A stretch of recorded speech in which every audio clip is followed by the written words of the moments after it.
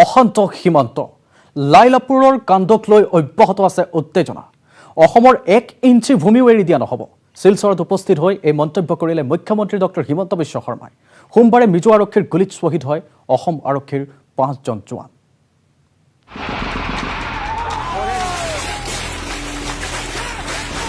সীমান্ত জ্বলিছে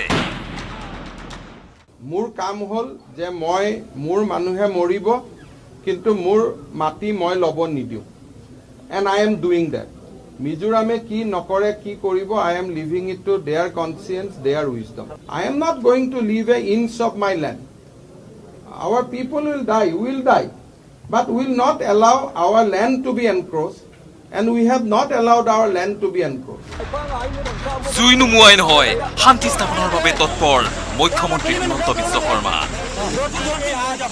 যিটো সময়ত ফায়াৰিং চলি আছিল বা ফায়াৰিঙৰ এই গোটেই ঘটনা হৈ আছিল মিজোৰামৰ মুখ্যমন্ত্ৰীৰ লগত কালি দিনত মই 6 বাৰ টেলিফোনত কথা পাতি আছিলোঁ মই জোৰামথাঙ্গা ডাঙৰীয়াক ক'লো যে মই হাফলঙতে আছোঁ লাগিলে মই অহা কালি গুচি যাম অসমে শান্তি বিচাৰে আৰু যিকোনো আপুনি যি ধৰণে বিচাৰে খালি এটা নিৰ্ধাৰিত ঠিক কৰি লওক যে আজিৰ সীমা পৰহিৰ সীমা চথা দিনাৰ সীমা আমাৰ কোনো আপত্তি নাই কিন্তু সদায় যিটো চলি আছে সেইটো বন্ধ হ'ব লাগে কাৰণ অসমে বিকাশৰ ৰাস্তাত যাব খোজে অসমৰ এইবিলাক কৰিবৰ বাবে সময় নাই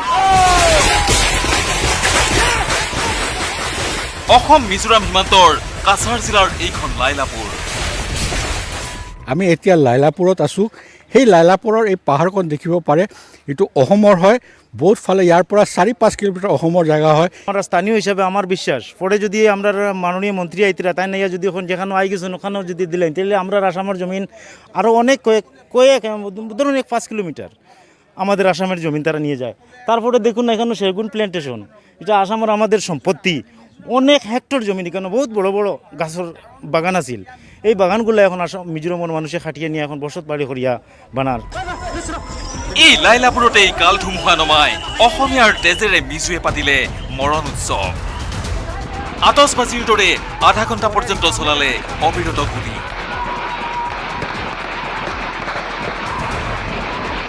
নিহত হল 6 আৰক্ষী জোৱান আহত হল আন 42 গৰাকী জোৱান যোৱা এমাহ ধৰি বৰাক উপত্যকাৰ কৰিমগঞ্জ হাইলাকান্দি আৰু শিলচৰত এই ধৰণৰ ঘটনা ঘটি আছে যোৱা 25 তাৰিখে আমাক ডিএফও শিলচৰে আমাক এটা ৰিপৰ্ট দিয়ে যে তেওঁলোকে যিটো আমাৰ ইনাৰ লাইন ফৰেষ্ট আছে সেই ফৰেষ্টৰ ভিতৰত নতুনকৈ এটা ৰাস্তা বনাবৰ কাৰণে আৰম্ভ কৰে তেতিয়া আমাৰ ডিসি ডিআইজি আইজিপি আমাৰ গোটেই মানুহখিনি তাতে যায় আৰু যাওঁতে দেখা পায় যে অকল ৰাস্তা এটাই বনোৱাই নহয় তাত নতুনকৈ পুলিচৰ চকীও তাত প্ৰতিষ্ঠা কৰা হৈছে অসম পুলিচে কলাশিবৰ এছপিক সেই চকী খালি কৰি দিবৰ বাবে অনুৰোধ কৰে প্ৰথম অৱস্থাত তেওঁলোকে পোষ্ট এৰি দিয়ে যদিও পিছত তেওঁলোকে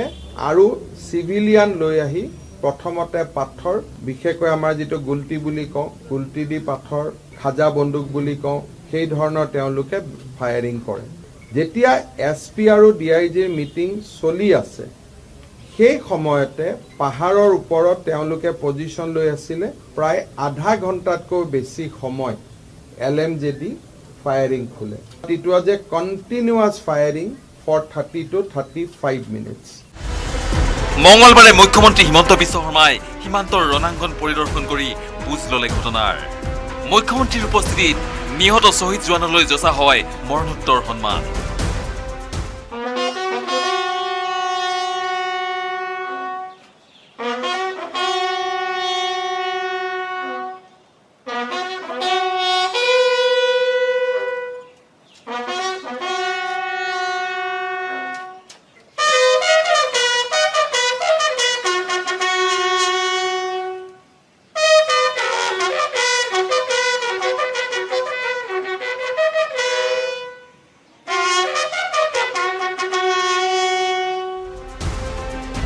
এই ঘটনাত দুখ প্ৰকাশ কৰি নিহত প্ৰতিগৰাকী ব্যক্তিৰ পৰিয়ালক 50 লাখ টকাৰ লগতে পৰিয়ালৰ এজন লোকক চাকৰি দিয়াৰ কথা ঘোষণা কৰিছে মুখ্যমন্ত্ৰীয়ে। আনহাতে আহত 42 জন জোৱানক 1 লাখ টকাকৈ অৰ্থ সাহায্য প্ৰদানৰ ঘোষণা ৰাজ্য চৰকাৰৰ। আমাৰ অসম আৰক্ষীৰ যি 5 গৰাকী জোৱানৰ মৃত্যু হ'ল, প্ৰতিগৰাকী জোৱানৰ পৰিয়াললৈ মই 50 লাখ টকাৰ একোটা আৰ্থিক সাহায্য ঘোষণা কৰিছোঁ আৰু তেওঁলোকৰ পৰিয়ালত আমি এটাকৈ চৰকাৰী চাকৰি দিম। কালি যিসকল আহত হ'ল তাৰ SP কাছাৰক আমি ইতিমধ্যে মহাৰাষ্ট্ৰলৈকে এয়াৰফ'ৰ্চৰ স্পেচিয়েল এয়াৰক্ৰাফ্ট দি পঠাইছোঁ আৰু এই 42 জন যিসকল আহত হ'ল তেওঁলোকক আমি 1 লাখ টকাকৈ চৰকাৰৰ পৰা আমি সাহায্য দিম। কেন্দ্ৰীয় গৃহমন্ত্ৰী অমিত শ্বাহৰ ভ্ৰমণৰ এদিন পিছতেই এইদৰে মিজোৰামে কেন্দ্ৰীয় চৰকাৰৰ নিৰ্দেশ উলংঘা কৰি অসমৰ ওপৰত চলোৱা আক্ৰমণক লৈ এতিয়া সৰ্বত্ৰে উৎসাহিত হৈছে ধিক্কাৰ বাণী। অনিৰুদ্ধ লস্কৰ আৰু বিপুল বৰ্মনৰ সহযোগত bureau report news 18 north east. Mizo আৰক্ষীৰ গুলীত শ্বহীদ হোৱা অসম আৰক্ষীৰ জোৱান নাজমুল হকৰ বৰপেটা জিলাৰ হাউলিৰ কদমগুৰি গাঁৱৰ বাসগৃহত বিৰাজ কৰিছে শোকাকুল পৰিৱেশৰ। পৰিয়ালটোৰ নাজমুলে আছিল একমাত্ৰ চাকৰিয়াল। মৃত্যুৰ সময়ত বৃদ্ধ মাতৃ পিতৃয়ে এইদৰে ক্ৰন্দন কাতৰ হৈ পৰে।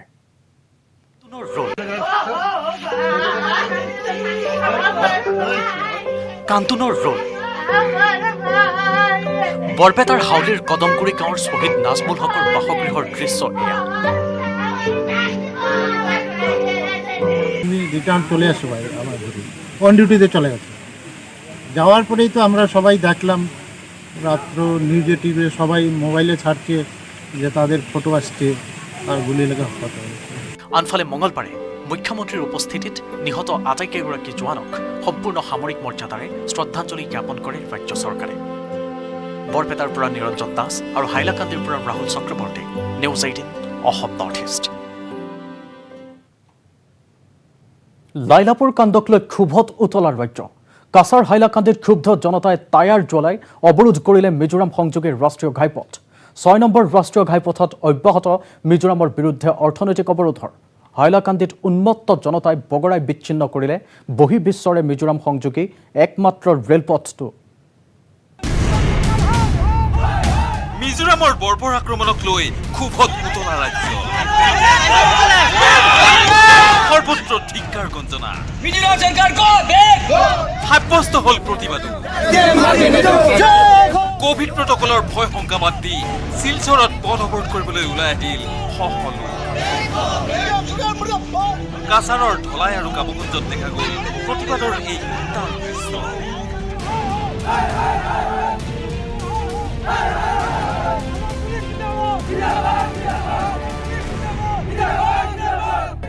হাইলাকান্দিতো উন্মত্ত জনতাই বিচ্ছিন্ন কৰিলে মিজোৰামৰ ভৈৰৱীৰ সৈতে সংযুক্ত ৰেলপথ। আন্দোলন চলছে চলবে চলবে চলবে মিজোরামের বিরুদ্ধে অনির্দিষ্টকালীন জন্য রেল অবরোধ চলছে চলবে চলবে চলবে মিজোরামের বিরুদ্ধে অনির্দিষ্টকালীনভাবে রেল অবরোধ চলছে চলবে চলবে চলবে। বহিৰ্জগতৰে মিজোৰামক সংযোগ কৰা এই ৰেলপথেৰেই পৰিবাহিত হয় খাদ্য সামগ্ৰী আৰু ইন্ধন কঢ়িয়াই নিয়া ৰেল। দিতে হবে উচিত কৰতে হবে। ইয়াৰ পূৰ্বে হাইলাকান্দিৰ 6 নম্বৰ ৰাষ্ট্ৰীয় ঘাইপথতো পুৱাৰে পৰা ৰাইজে কৰিলে অৰ্থনৈতিক অৱৰোধ। মিজোৰামেৰ কাছ থেকে আসামেৰ জমি উদ্ধাৰ কৰতে হবে। মিজোৰামেৰ কাছ থেকে আসামেৰ জমি উদ্ধাৰ কৰতে হবে। শিলচৰৰ ৰাজপথত দেখা গ'ল আবদ্ধ হৈ পৰা মিজোৰাম অভিমুখী এই ট্ৰাকসমূহ।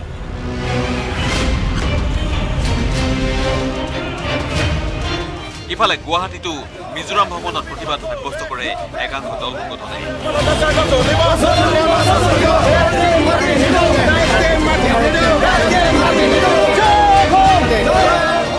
আসাম সরকার তথা আসাম পুলিশ যাতে তাদের উপযুক্ত বিচার করে উপযুক্ত প্রতিশোধ নেয়, আমরা এই আহ্বান জানাচ্ছি। আমাদের যে আসাম পুলিশের যে কয়েকজন নিহত হয়েছেন এবং কয়েকজন যে জখম হয়েছেন তাদের আমার উচিত বিচার আমার বাচ্চা লাগে। মিজোৰামৰ আক্ৰমণৰ ঘটনাক নিৰ্দিষ্ট ভাষাৰে গৰিহণা দিছে সদৌ অসম ছাত্ৰ সন্থাই। নিৰ্বিচাৰে গুলীবৰ্ষণ কৰি হত্যা কৰিছে তাক চূড়ান্তভাৱে গৰিহণা দিছোঁ আৰু মিজোৰাম চৰকাৰক সদৌ অসম ছাত্ৰ সন্থাই যিসকলে এই কাম সংগঠিত কৰিছে তেওঁলোকক শাস্তিৰ ব্যৱস্থা কৰিবৰ কাৰণে সদৌ অসম ছাত্ৰ সন্থাই আমি দাবী জনাইছোঁ। ব্যুৰ ৰিপৰ্ট, নিউজ 18 অসম নৰ্থ ইষ্ট। সীমামূৰীয়া ৰাজ্যসমূহে অহৰ্নিশে অসমৰ ভূমি বেদখল কৰি মূৰৰ কামোৰণিৰ সৃষ্টি কৰি আহিছে সীমান্তবাসীৰ। সোমবাৰে অসম মিজোৰাম সীমান্তৰ লাইলাপুৰত যি ঘটনা ঘটিল সেয়া অতি ভয়ানক তথা দুৰ্বিষহ। অকল মিজোৰামেই নে, অসমলৈ প্ৰতিনিয়ত ভাবুকি আনিছে ত্ৰিপুৰা মণিপুৰক বাদ দি 7 ভনীৰ 5 ৰাজ্যই।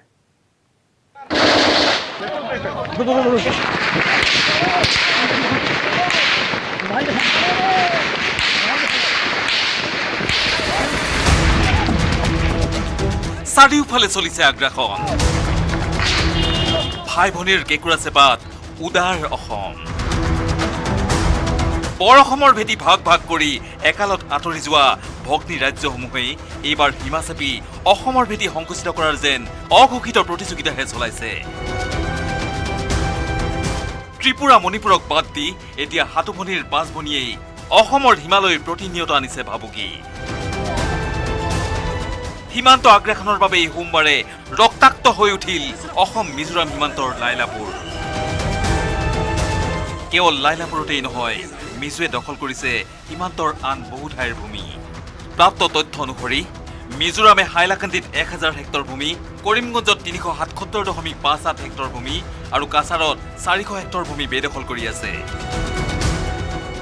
আনহাতে মিজোৰামকে ধৰি অসমৰ সৰ্বমুঠ 69,010 হেক্টৰ ভূমি চুবুৰীয়া ৰাজ্যই বেদখল কৰি আছে।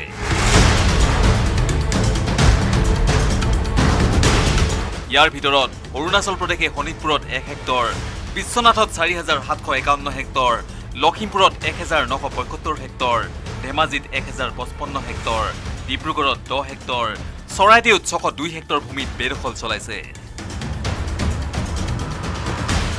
ইফালে নাগালেণ্ডেও যোৰহাটত 18,807 হেক্টৰ, শিৱসাগৰত 23 হেক্টৰ, গোলাঘাটত 36,294 হেক্টৰ, চৰাইদেউত 270 হেক্টৰ ভূমি বেদখল কৰিছে। নাগালেণ্ডৰ লগতে চুবুৰীয়া ৰাজ্য মেঘালয়েও টোপনি হৰণ কৰিছে সীমান্তৰ অসমীয়াৰ।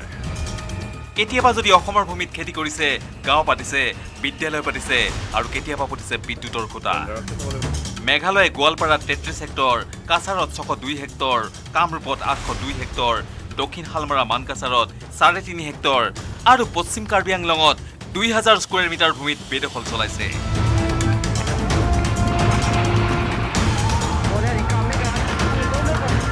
ৰাজু বৰুৱাৰ ৰিপৰ্ট, নিউজ 18 অসম নৰ্থ ইষ্ট।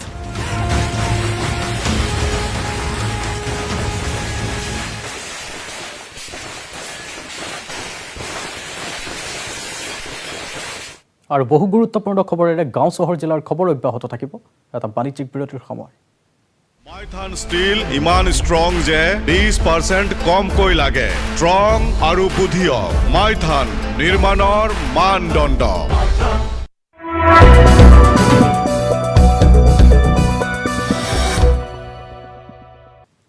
স্বাগতম বাতৰিৰ পাছলৈ। টকিঅ'ত জিলিকিছে অসমৰ লাভলীনা। মহিলাৰ 64ৰ পৰা 69 কিলোগ্ৰাম শাখাৰ কোৱাৰ্টাৰ ফাইনেলত প্ৰৱেশ কৰিলে লাভলীনা বৰগোহাঁই। প্ৰি কোৱাৰ্টাৰ ফাইনেলত লাভলীনাৰ হাতত পৰাস্ত জাৰ্মান বক্সাৰ।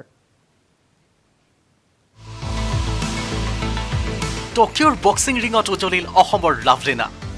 মহিলাৰ 64ৰ পৰা 69 কিলোগ্ৰাম শাখাত কোৱাৰ্টাৰ ফাইনেলত প্ৰৱেশ কৰিলে লাভলীনা বৰগোহাঁইয়ে। প্ৰি কোৱাৰ্টাৰ ফাইনেলত জাৰ্মান বক্সাৰক পৰাস্ত কৰে লাভলীনাই।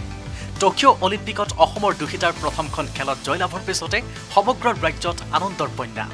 লাভলীনাৰ জয়ৰ পিছতে আনন্দত হুকহুকাই কান্দিলে টেলিভিছনত খেল চাই থকা শক্তিমন্ত্ৰী বিমল বৰাই। লাভলীনা বৰগোহাঁই ইতিমধ্যে তেওঁ জয়ী সাব্যস্ত কৰিবলৈ সক্ষম হৈছে আৰু খুব সুন্দৰ প্ৰদৰ্শন কৰিছে আৰু আমি সকলো একেলগে এটা উপভোগ কৰিছোঁ। আমি সকলোৱে ভাল লাগিছে, খুব ভাল লাগিছে। দেশবাসীয়ে তেওঁ যে প্ৰদৰ্শন কৰিলে আনন্দিত আমি অসমবাসী হিচাপে। খুব ভাল লাগিছে, আজি খুব ভাল লাগিছে। আমি শুভেচ্ছা জনাইছোঁ। লাভলীনাৰ জন্মভূমি বৰপথাৰতো দেখা গ'ল আনন্দ উৎসৱ। LCD স্ক্ৰীণত একেলগে খেল উপভোগ কৰিলে গাঁওবাসীয়ে। তাই অভাৰঅল যিটো জাজৰ যিটো ৰিজাল্ট, তাই জিকিছে আৰু কোৱাৰ্টাৰ ফাইনেলত প্ৰৱেশ কৰিছে। আৰু মই ভাবোঁ যে কোৱাৰ্টাৰ ফাইনেলতো তাই জিকি পেলাই ছেমিফাইনেলত সোমাব তথা আমাৰ ভাৰতলৈ স্বৰ্ণ পদক কঢ়িয়াই আনিব।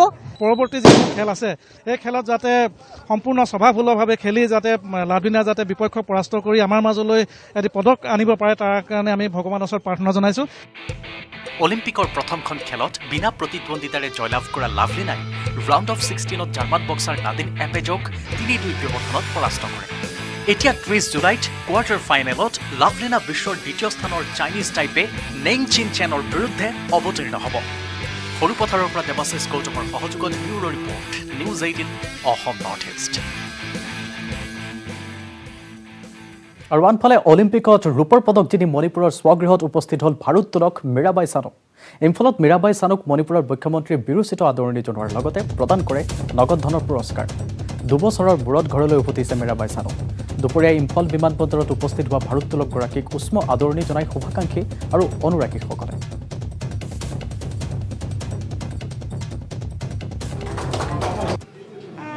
मैंने सोचा नहीं था, पर सर ने मुझे सरप्राइज दिया है। उस दिन भी बोला था कि सरप्राइज दूंगी, आप जब मणिपुर आएगी तो ये सरप्राइज दूंगी, तो आप सरप्राइज दिया है तो मुझे बहुत अच्छा लगा। जो मेरा लेके आया है गिफ्ट, इसको सम्मान करके सर ने मुझे ये दिया है। Government, the whole peoples of India and the whole people of the state have already overjoyed because of her achievement in the Tokyo Olympic, and just the state government is providing her whatever we have, as we are providing a post of the additional speed rank, and we are providing 1 crore as a reward, and many other people also just contributing their sharing. So I think this is the beginning of her career. We have already advised him, we have already urged her to get gold in the coming Olympics. ৰাজ্যত সাৰ বিক্ৰীৰ ক্ষেত্ৰত নতুন নিয়ম। কৃষকক সাৰ বিক্ৰীৰ ক্ষেত্ৰত ব্যৱহাৰ কৰিব লাগিব POS মেচিন। 1 কিলোগ্ৰাম সাৰ বিক্ৰী কৰিলেও ব্যৱহাৰ কৰিব লাগিব POS মেচিন। এই পোষ্ট মেচিন ব্যৱহাৰৰ ক্ষেত্ৰত জিলা প্ৰশাসনে চকু দিব। কৃষি সঞ্চালকালয়ে প্ৰদান কৰিব প্ৰশিক্ষণ। প্ৰতিখন প্ৰতিষ্ঠানৰ সন্মুখত আনিব লাগিব সাৰ আৰু মূল্যৰ ফলক। স্বীকৃত বিশ্ববিদ্যালয়ৰ পৰা নিৰ্দিষ্ট অৰ্হতা থকা লোকে পাইকাৰী বিক্ৰেতাৰ অনুমতি লাভ কৰিব। সাৰৰ বিক্ৰেতাৰ শিক্ষাগত অৰ্হতাও এতিয়াৰ পৰা চোৱা হ'ব। 21 দিনৰ ভিতৰত শিক্ষাগত অৰ্হতাৰ তথ্য দিব লাগিব পাইকাৰী আৰু খুচুৰা বিক্ৰেতাই। স্বীকৃতিপ্ৰাপ্ত বিশ্ববিদ্যালয়ৰ পৰা কৃষি বিভাগৰ স্নাতক বা ডিপ্ল'মাধাৰী হ'ব লাগিব বিক্ৰেতা। মঙলবাৰে এক সংবাদমেল যোগে এই কথা সদৰি কৰে কৃষিমন্ত্ৰী অতুল বৰাই। তেওঁৰ মন্তব্য শুনাইছোঁ। সাৰৰ খুচুৰা বিক্ৰেতাৰ পৰা কৃষকলৈ আৰু পাইকাৰী বিক্ৰেতাৰ পৰা খুচুৰা বিক্ৰেতালৈ আৰু সাৰ উৎপাদক কোম্পানীৰ পৰা ৰাসায়নিক সাৰৰ ডিলাৰলৈকে এই এনেধৰণৰ আমি 3টা ৰিফৰ্ম আমি আনিব খুজিছোঁ। আৰু ৰাসায়নিক সাৰৰ খুচুৰা বিক্ৰেতাৰ পৰা কৃষকলৈ আমি কেনেধৰণে আনিব খুজিছোঁ যে কৃষকক ৰাসায়নিক সাৰ বিক্ৰীৰ সময়ত যিটো POS মেচিন বুলি কোৱা হয়, পইণ্ট অফ চেল মেচিন, এইটো দেখা যায় যে ব্যৱহাৰ নকৰে। আৰু কৃষকক ৰাসায়নিক সাৰ বিক্ৰী কৰাৰ সময়ত বহুতো খুচুৰা বিক্ৰেতাই ইচ্ছাকৃতভাৱে point of sale machine POS মেচিনটো ব্যৱহাৰ নকৰে আৰু এইটো বেয়া হোৱা বুলি কয়। এনেধৰণৰ অভিযোগ আমি পাইছিলোঁ। ইয়াৰ ফলত খুচুৰা বিক্ৰেতাই কিমান দামত কিমান পৰিমাণৰ সাৰ কৃষকক বিক্ৰী কৰিলে আৰু সেই তথ্য তাত লিপিবদ্ধ হৈ নাথাকে। তো আনহাতে কৃষকেও সাৰ ক্ৰয় কৰাৰ বিপৰীতে উপযুক্ত ৰচিদ নাপায়। ফলত খুচুৰা বিক্ৰেতাজনে কিমান পৰিমাণৰ সাৰ পাইকাৰী ব্যৱসায়ীৰ পৰা সংগ্ৰহ কৰি কিমান মূল্যত কিমান পৰিমাণৰ ৰাসায়নিক সাৰ বিক্ৰী কৰিলে এই সমগ্ৰ প্ৰক্ৰিয়াটোতেই কোনো ধৰণৰ স্বচ্ছতা নাথাকে। গতিকে স্বচ্ছতা অনাৰ স্বাৰ্থত আমি এই বিষয়টো গুৰুত্ব সহকাৰে গ্ৰহণ কৰিছোঁ আৰু আমি নিৰ্দেশ দিছোঁ যে খুচুৰা বিক্ৰেতাসকলে 1 কিলোগ্ৰাম সাৰ বিক্ৰী কৰিলেও POS মেচিন ব্যৱহাৰ কৰিবই লাগিব। কাইলৈৰ পৰা ৰাজ্যত কোভিডৰ নতুন SOP। গোলাঘাট লখিমপুৰত 24 ঘণ্টাই বাহাল থাকিব সান্ধ্য আইন। 5খন জিলাত 2 বজাৰ পৰা পুৱা 5 বজালৈ সান্ধ্য আইন। এই সময়ছোৱাত খোলা থাকিব অত্যাৱশ্যকীয় সামগ্ৰীৰ দোকান। গোৱালপাৰা, মৰিগাঁও, যোৰহাট, শোণিতপুৰ, বিশ্বনাথত এই নিৰ্দেশনা। 27 জিলাত অব্যাহত থাকিব পূৰ্বৰ নিয়ম। গুৱাহাটী মহানগৰীত বাহাল থাকিব পূৰ্বৰ নিৰ্দেশনা। বন্ধ থাকিব আন্তঃজিলা যাতায়াত। জনাইছোঁ পুনৰ এবাৰ কাইলৈৰ পৰা ৰাজ্যত কোভিডৰ নতুন SOP গোলাঘাট আৰু লখিমপুৰত বন্ধ থাকিব সম্পূৰ্ণ লকডাউন ঘোষণা কৰা হৈছে এই দুখনত 5খন জিলাত 2 বজাৰ পৰা পুৱা 5 বজালৈ সান্ধ্য আইন এই সময়ছোৱাত খোলা থাকিব অত্যাৱশ্যকীয় সামগ্ৰীৰ দোকান গোৱালপাৰা মৰিগাঁও যোৰহাট শোণিতপুৰ বিশ্বনাথত এই নিৰ্দেশনা 27 জিলাত অব্যাহত থাকিব পূৰ্বৰে নিয়ম গুৱাহাটী মহানগৰীত বাহাল থাকিব পূৰ্বৰ নিৰ্দেশনা বন্ধ থাকিব আন্তঃ জিলা যাতায়াত